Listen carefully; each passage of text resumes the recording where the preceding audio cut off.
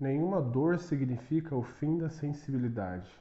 Cada uma das nossas alegrias é uma barganha com o diabo.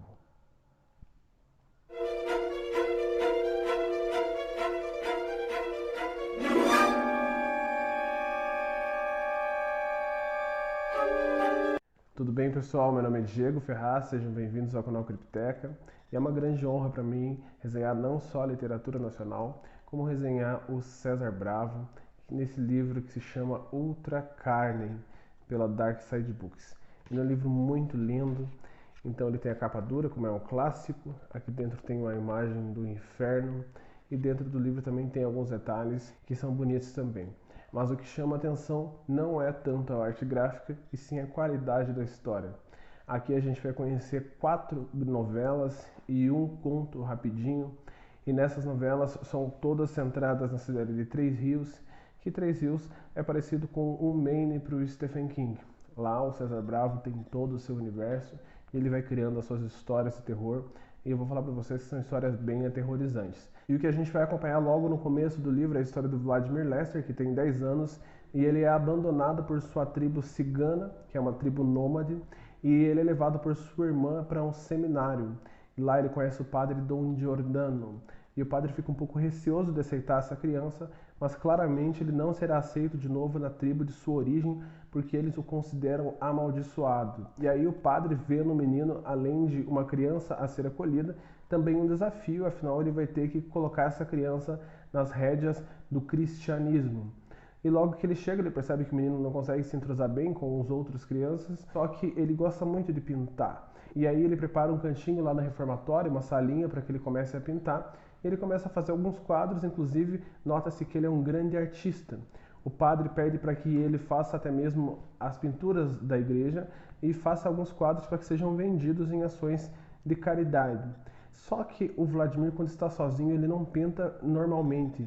Ele tem uma tinta especial que ela é extremamente vermelha e que ela não acaba com facilidade. E ela é uma tinta que pinta coisas muito obscuras. E quando o padre Dom Giordano tem acesso às pinturas, aí que a história começa a ficar muito sombria. E a gente vai descobrir de onde vem essa tinta no decorrer da história. Esse é o primeiro conto. O Vladimir Lester é muito importante porque ele será o ponto central das outras histórias também, de certa forma. Porque no segundo conto a gente vai fazer uma viagem agora para o presente, porque a história do Vladimir é no passado, e a gente vai conhecer o Noah, que é um pintor que ele está fracassado, ele não consegue vender mais nenhum quadro, e ele ficou aficionado pela história do Vladimir Lester, essa criança mesmo, que disse que tinha poderes mágicos ao pintar os quadros e que os quadros que ele pintava, quando vistos, deixavam qualquer um ensandecido. Então ele decide fazer uma peregrinação em busca dessa tinta. E ele está quase com um casamento destruído, já não corta o cabelo, não trabalha, não faz mais nada. E ele está vivendo por essa fixação louca que ele tem por essa história do passado. Ele encontra alguns livros que parecem ser uns pergaminhos que contam como um diário do Vladimir. E é a partir dele que ele se baseia para ir atrás dessa descoberta, para ver se ele encontra essa tinta ou até mesmo algum quadro do Vladimir para que ele consiga vendê-lo e aí alçar o sucesso. Só que, como todo livro de horror, tudo que ele quer vai ser concedido, só que quando for concedido não será bem como ele imagina, e aí o terror vai entrar mais uma vez. E na terceira história a gente vai logo de imediato ver uma pessoa chegando em uma loja de antiguidades e doando a estátua de uma ciganinha. Essa estátua ela era venerada por aquela tribo de ciganos que o Vladimir Lester era membro, e de certa forma essa estátua foi passando, ela passou até mesmo pelo mosteiro do primeiro conto, e ela é dada a essa senhora que cuida dessa loja de antiguidades. E após essa breve atualização, a gente vai começar nessa história conhecendo o Marcos, que é o nosso protagonista, que ele é um assistente de TI e ele está bem triste com sua vida. Ele tem um filho que tem um retardo mental, ele tem uma esposa que para ele não é uma mulher muito agradável, tanto fisicamente quanto agradável no sentido da relação entre os dois. Então nada acontece como ele quer, ele odeia o seu trabalho, odeia o seu dia a dia, o trânsito, o calor, então tudo o incomoda e ele sonha em ter uma vida muito melhor, parecido com a vida que os seus amigos têm. E ele chega para fazer assistência no computador dessa loja de antiguidades e quando ele chega lá ele faz o que tem que fazer, só que a mulher fala que não tem o dinheiro para dar para ele do modo como ele pediu, porque ele pediu uma quantia que ela não tinha em caixa. E aí ele fica muito estressado, quase parte para vias de fato, Só que a mulher fala que pode dar outra coisa para ele que vale muito mais que dinheiro. E é aí que ele tem acesso a uma sala dos fundos da loja de antiguidade e é nela que está um altar para a ciganinha. E quando ele começa a orar para essa entidade, a pedir, ele começa a perceber que ela muda de forma. Ela fica horas muito voluptuosa, horas muito dantesca e, enfim, os desejos dele são realizados completamente. Só que como todo desejo realizado vai ter um ônus e esse ônus vai ser bem difícil de ser lidado. A última novela, ela vai contar a história da Lucrécia, que ela é uma atendente de bar, que também tem sua vida fracassada, não gosta do trabalho, não gosta do seu dia a dia, não se vê no futuro que ela imaginava que estaria.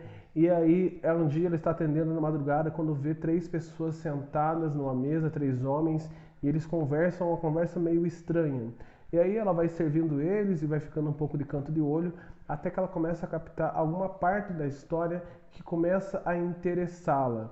E quando ela se envolve com esses 3 indivíduos, ela acaba meio que sendo uma assistente em um trabalho que é bem pesado e de certa forma tem tudo a ver com a história do começo ao fim.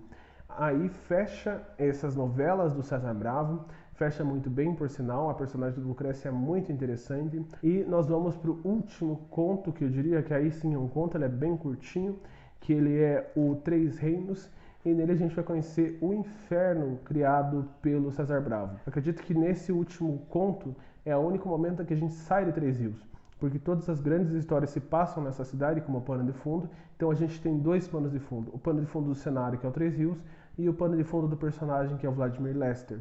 E nesse último a gente vai ver algo fora da cidade, a gente vai ver realmente o inferno, como ele funciona e como os personagens que passaram pelo livro se desenvolvem lá, quais são as motivações e quais são as suas penitências. Então faz um pouco de referência ao inferno do Dante Alighieri. E para finalizar, eu vou dizer para vocês que vale muito a pena ler esse livro. Foi uma leitura que eu gostei do começo ao fim. O personagem do Vladimir Lester com certeza vai estar na lista dos melhores personagens que eu já li na minha vida, de tão bem criado que ele é. Ele é tão bem criado que até me lembrou personagens do Stephen King, e olha que o cara é um mestre. E eu posso dizer para vocês que tem mais coisa vindo do César Bravo, tem o VHS que eu já li, e ainda tem o outro livro que eu não lembro o nome, mas que com certeza vai valer a pena. A escrita do César é uma escrita que merece ser lida e merece ser valorizada, porque infelizmente o terror nacional por aqui não é tanto assim. Então, mais uma vez, eu agradeço a atenção de vocês até esse momento. Se inscreva caso você goste de livro de terror para a gente ter mais conteúdo e crescer juntos. Curta, compartilhe e mais uma vez sou muito grato de ter vocês aqui.